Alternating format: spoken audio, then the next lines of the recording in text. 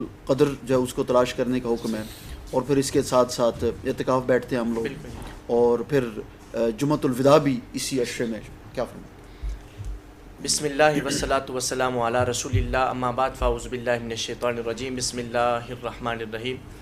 قل یا عبادی الذین اسرفوا علی انفسہم لا تقنطوا من رحمت اللہ ان اللہ یغفر الذنوب جميعا۔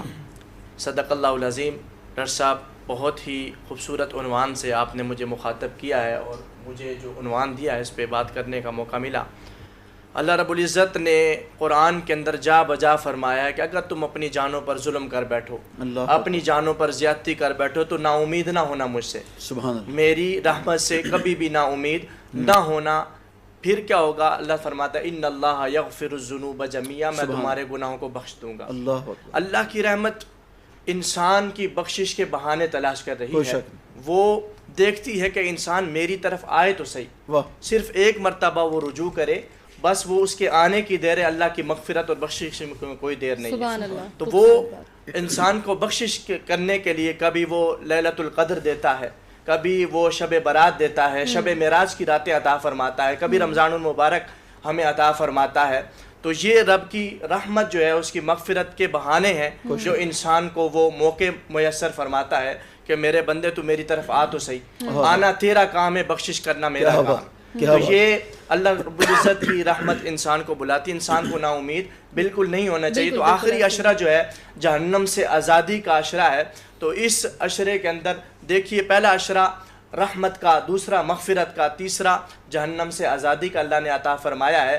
تو پورا رمضان یہ تو ہم نے حضور علیہ الصلوۃ والسلام کی زبان سے سنا کہ اللہ نے 10 عشروں کو اس طرح تقسیم کیا ہے، لیکن ہر سال اگر آپ اللہ کی طرف آتے ہیں پورے سال میں کسی بھی مہینے میں، تو رب کی رحمت آپ کو خالی نہیں موڑتی، رب کی رحمت آپ کو اپنے دامن میں جگہ دے دیتی ہے۔ اسی طرح دوسرے مقام میں اللہ رب العزت نے فرمایا کہ وَلَوْ أَنَّهُمْ إِذْ ظَلَمُوا أَنفُسَهُمْ جَاءُوكَ فَاسْتَغْفَرُوا اللَّهَ وَاسْتَغْفَرَ لَهُمُ الرَّسُولُ لَوَجَدُوا اللَّهَ تَوَّابًا رَحِيمًا، کہ اگر تم اپنی جانوں پر ظلم کر بیٹھو اور اپنے اوپر زیادتی کر بیٹھو تو پھر گھبراؤ نہیں، پریشان مت ہو، میرے مصطفیٰ کی بارگاہ میں آ جاؤ، میرے مصطفیٰ کے دامن سے اپنے آپ کو چمٹا لو اور اس کے دامن سے لگ جاؤ۔ پھر کیا ہوگا؟ رسول اللہ آپ کے لیے مغفرت طلب کریں گے، لَوَجَدُوا اللَّهَ تَوَّابًا رَحِيمًا، تو اللہ کو وہ تواب بھی پائیں گے اور رحیم بھی پائیں گے۔ تو جب کی رحمتیں ہیں یہ اس کے بندوں کے اوپر کہ وہ بخشش کے لیے بہانے تلاش کر رہی ہے کہ کسی طرف میرے بندے میری طرف آئیں، رجوع کریں تو میں ان کو بخش دوں۔ تو اس حوالے سے آج کا جو موضوع ہے دوسرا شہادت مولا علی کا آج یوم ہے، بہت ہی عظیم دن ہے۔ حضرت علی المرتضیٰ شیر خدا رضی اللہ تعالی عنہ، آپ بچپن سے ہی لاجواب اور بے مثال ہیں، جس کا بچپنا میرے مصطفیٰ کے ساتھ گزرا ہو، جس کا بچپنا میرے مصطفیٰ کے ساتھ انگلیاں پکڑ کے گزرا ہو، چارپائی پہ سونا تو میرے مصطفیٰ کے ساتھ سونا ہو، دسترخوان پہ اگر کھانا کھانا ہو تو میرے مصطفیٰ کے ساتھ بیٹھ کر کھانا ہو، تو جس کی تربیت بچپن سے ہی مصطفیٰ کریں تو اسے علی کہتے ہیں۔ تو یہ جو ہے آج بہت دو عنوانوں سے آج کا جو ہماری ٹرانسمیشن افطار کی یہ موسوم ہے، ایک جہنم سے آزادی اور اللہ کی مغفرت، اور حضرت علی المرتضیٰ۔ تو ایک روایت بیان کر کے میں بات کو اختتام کی طرف لے کے جاتا ہوں۔ حضور کے صحابی حضرت طلحہ بن عبید اللہ رضی اللہ تعالیٰ عنہ، صحیح حدیث ہے، آقا کریم علیہ الصلوۃ والسلام کے صحابی فرماتے کہ میں نے خواب میں دیکھا کہ 2 شخص ایسے ہیں جو دنیا سے رخصت ہو جاتے ہیں، اور ایک شخص جو ہے وہ اللہ کی بارگاہ میں پہنچ جاتا ہے، جلتی ہی اس کو شہادت کی موت آ جاتی ہے، وہ اللہ کی بارگاہ میں پہنچ جاتا ہے۔ دوسرا صحابی وہ اس کے 1 سال بعد اس کا وصال ہوتا ہے، وہ بھی اللہ کی بارگاہ میں پہنچ جاتا ہے۔ لیکن دونوں صحابی حضرت طلحہ بن عبید اللہ خواب کی حالت بیان کر رہے ہیں، فرماتے ہیں کہ دونوں شخص جو تھے، جو شہادت کی موت جسے نصیب ہوئی، ایک عمل میں تیز تھا جس کو شہادت کی موت نصیب ہوئی، اور دوسرا عملاً کمزور تھا جس کا 1 سال بعد وصال ہوا۔ لیکن حضرت طلحہ بن عبید اللہ فرماتے ہیں کہ میں نے دیکھا خواب کی حالت میں کہ جو 1 سال بعد فوت ہوا ہے رب کی جنت اسے پہلے عطا ہوئی، اور جس کو شہادت کی موت ملی ہے وہ 1 سال بعد والے سے بعد میں جنت میں جا رہا ہے۔ تو میں نے یہ خواب، یہاں تک تو یہ خواب تھا، لیکن جب بات صحابہ کی زبانوں سے آقا کریم تک پہنچی تو یہ حدیث بن گئی۔ حضور علیہ الصلوۃ والسلام کو یہ سارا واقعہ بیان ہوا تو آقا کریم علیہ الصلوۃ والسلام نے فرمایا کہ بے شک وہ عمل میں کمزور تھا، اور اللہ نے اس کو شہادت کی موت دوسرے کو نصیب فرمائی تھی، لیکن یہاں رب کی رحمت سے نا امید دونوں شخص نہیں تھے. جو شخص 1 سال بعد فوت ہوا ہے اللہ نے اس سال میں اسے رمضان عطا فرمایا, اس سال میں اسے رمضان عطا فرمایا تھا. تو وہ شخص رمضان میں تراویح پڑھتا تھا, روزے رکھتا تھا, قیام اللیل کرتا تھا, شب قدر بھی اسے میسر آئی ہوگی. تو رب کی رحمت یہ دیکھ رہی ہے کہ اس نے رمضان کو پایا کہ نہیں پایا. تو شہادت کی موت والا بعد میں جنت میں جا رہا ہے, لیکن جس نے رمضان کے مہینے کو پایا وہ پہلے جنت میں جا رہا ہے. بڑی خوبصورت گفتگو. اور ایک بریک کے لیے کہا جا رہا ہے, بریک سے واپس آئیں گے تو انشاءاللہ آگے چل کر میں آپ سے یہ جانوں گا کہ حضور صلی اللہ علیہ وسلم کے کیا معمولات زندگی تھے, آخری عشرے میں آپ کس طرح عبادت کرتے. مختصر سے وقت بعد دوبارہ آپ کی خدمت میں حاضر ہوتے ہیں. ہمارے ساتھ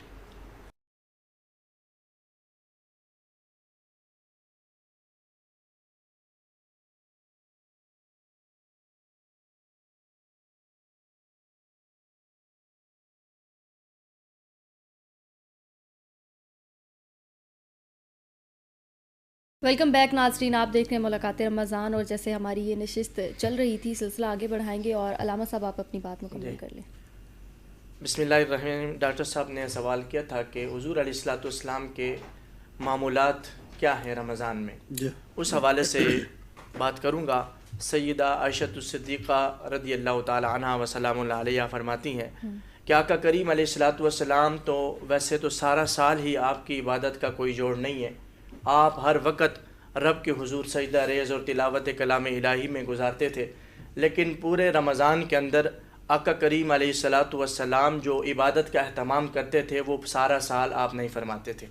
اور پھر رمضان کے علاوہ 10 آخری جو 10 عشرہ ہے, آخری جس جو جہنم کی آزادی کا, آقا کریم علیہ الصلوۃ والسلام 20 دن کے علاوہ آخری 10 دن حضرت عائشہ الصدیقہ فرماتی ہیں آقا کریم کے معمولات یہ ہوتے تو آپ جو ہے ساری رات بستر پر تشریف نہ لاتے, آپ ساری رات عبادت کرتے رہتے. اور فرمایا کہ اس رات کو ہمیں بھی آقا کریم علیہ الصلوۃ والسلام جگا دیا کرتے تھے کہ عائشہ اٹھو عبادت کرو اللہ. تو اہل و عیال کو بھی اٹھایا کرتے تھے اور خود بھی عبادت کا اہتمام کرتے تھے. رمضان کے آخری عشرے میں حضور کے یہ معمولات تھے. اور آقا کریم علیہ الصلوۃ والسلام جو ہیں اعتکاف کا بڑا اہتمام کرتے تھے آپ. اور آقا کریم علیہ الصلوۃ والسلام اپنی ساری زندگی میں آپ نے اعتکاف فرمایا. اور آپ کے وصال مبارک سے پہلا جو رمضان تھا, حضور کی زندگی میں روزوں کی فرضیت کے بعد 9 رمضان المبارک آئے ہیں, ان میں سے 7 جو ہیں وہ 29 کے رمضان آئے ہیں اور 2 30 کے آئے ہیں. تو آقا کریم علیہ الصلوۃ والسلام جو ہے رمضان کے آخری عشرے میں آپ اعتکاف فرمایا کرتے تھے بڑے اہتمام سے. اور حضور علیہ الصلوۃ والسلام نے جو آخری آپ کا رمضان تھا وصال مبارک سے پہلے کا, تو آپ نے اس رمضان کو 20 دن اعتکاف فرمایا, کیونکہ اس سے قبل ایک رمضان آپ اعتکاف نہیں بیٹھ سکے. یہ بھی ہے روایت, اس سے قبل بھی. اور حضور کے ذہن میں یہ بات بھی, آپ تو سب کچھ جانتے تھے اللہ کی عطا سے, جو آپ کو علم غیب اللہ نے عطا فرمایا تھا. حضور جانتے تھے کہ اگلے سال مجھے ماہ رمضان نصیب نہیں ہونا, حضور نے اس لیے جو رمضان میسر تھا اس میں 20 دن کا اعتکاف کیا. تو یہ حضور کے معمولات تھے زندگی کے, آپ ہر وقت جو ہے سجدہ کرتے تھے. اسی شان کو اللہ نے قرآن میں بیان فرمایا, والذین یبیتون لربہم سجدا وقیاما, وہ لوگ جو ہیں اللہ والے جو ہیں وہ ان کی راتیں یا گزرتی ہیں قیام کے اندر یا سجدوں کے اندر. کیا بات, کیا بات. اور فرمایا والذین یقولون ربنا اصرف عنا عذاب جہنم, آخری عشرے کے حوالے سے جو جہنم سے آزادی کا ہے, تو وہ لوگ جو جن کی راتیں اللہ کے حضور سجدوں میں گزرتی ہیں یا اللہ کے حضور قیام میں گزرتی ہیں یا تلاوت کلام الہی میں گزرتی ہیں, وہ لوگ کہتے ہیں والذین یقولون ربنا اصرف عنا عذاب جہنم, اے رب ہم سے جہنم کے عذاب کو پھیر دے.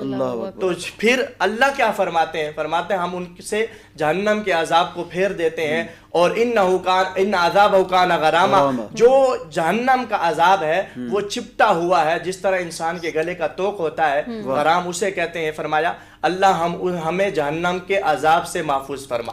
اور اسی رکوع کے اندر آگے فرمایا الا من تاب وآمن وعمل عملا صالحا فاولئک یبدل اللہ سیئاتہم حسنات. اللہ نے کتنا پیارا انداز بیان فرمایا, مگر جو لوگ توبہ کرتے ہیں اور ایمان لاتے ہیں اور میری طرف رجوع کرتے ہیں, جھکتے ہیں, تو پھر کیا ہوتا ہے, اللہ فرماتا ہے میں ان کی توبہ کو قبول کر لیتا ہوں. صرف توبہ ہی قبول نہیں کرتا بلکہ ان کی گناہوں کو نیکیوں میں تبدیل فرما دیتا ہوں. آپ نے کہا نا سجدہ و قیامہ، میں چاہ رہا ہوں کہ ان سجدوں پہ اور ان قیام پہ بھی تھوڑی سی گفتگو ہو جائے، کہ جیسا کہ حضرت عائشہ صدیقہ طیبہ طاہرہ ام المؤمنین رضی اللہ تعالیٰ عنہ کا ارشاد ہے نا کہ حضور صلی اللہ علیہ وسلم اس طریقے سے قیام کرتے تھے کہ آپ کے پاؤں مبارک پہ سوجن. میں چاہ رہا ہوں کہ اس سجدہ و قیامہ کی تھوڑی سی ڈیٹیل اور تفصیل میں بالکل ڈاکٹر صاحب بہت اچھی طرف آپ نے اشارہ کیا ماشاءاللہ.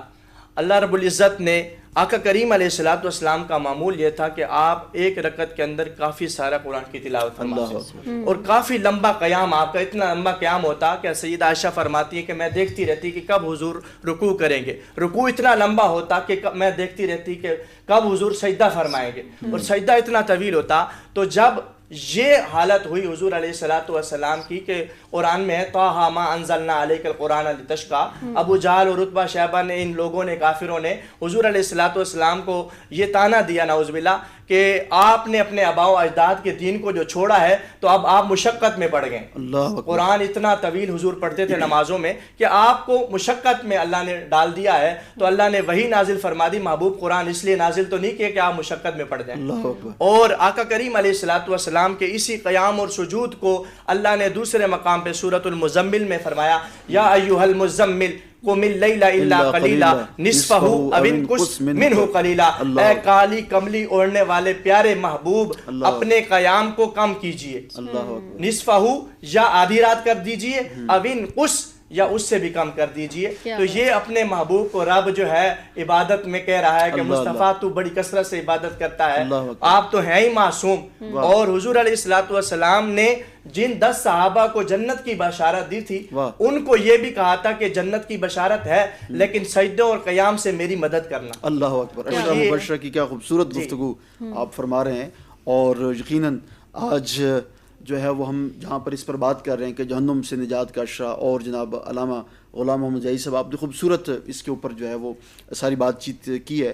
لیکن اس کے ساتھ ساتھ آج 21 رمضان المبارک ہے، جس دن جو ہے وہ مولا علی کی شہادت ہوئی ہے. اور 19 رمضان المبارک دوران نماز عبد الرحمن ابن ملجم ایک خارجی نے آپ پر قاتلانہ حملہ کیا، اور زخموں کی تاب نہ لاتے ہوئے 21 رمضان المبارک آپ اپنے خالق حقیقی سے جا ملے، جام شہادت نوش کر گئے. یقیناً یہ ایک بہت بڑا سانحہ تھا. آج ہم مولا علی کی شان پر، آپ کی فضائل پر بھی گفتگو کریں گے، اور آپ کی زندگی کے جو مختلف گوشے اور پہلو ہیں ان کو بھی زیر بحث لائیں گے.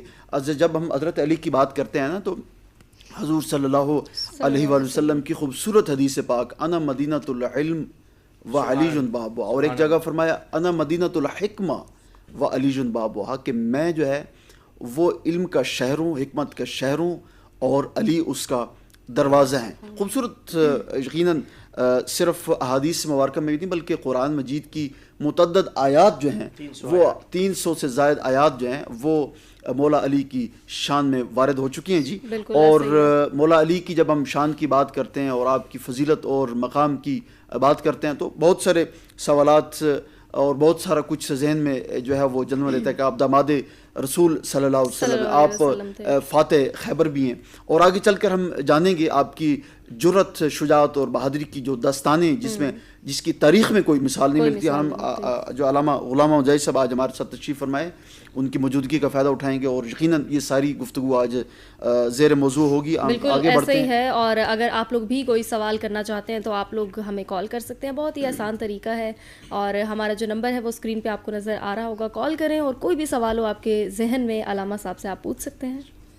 جی آگے بڑھتے ہیں. اور میں چاہوں گی کہ ہم نعت رسول مقبول کو بھی اپنی جی بسم اللہ ضرور. وجاہت علی آج ہمارے ساتھ موجود ہیں. وجاہت علی نعت رسول مقبول صلی اللہ علیہ وسلم سے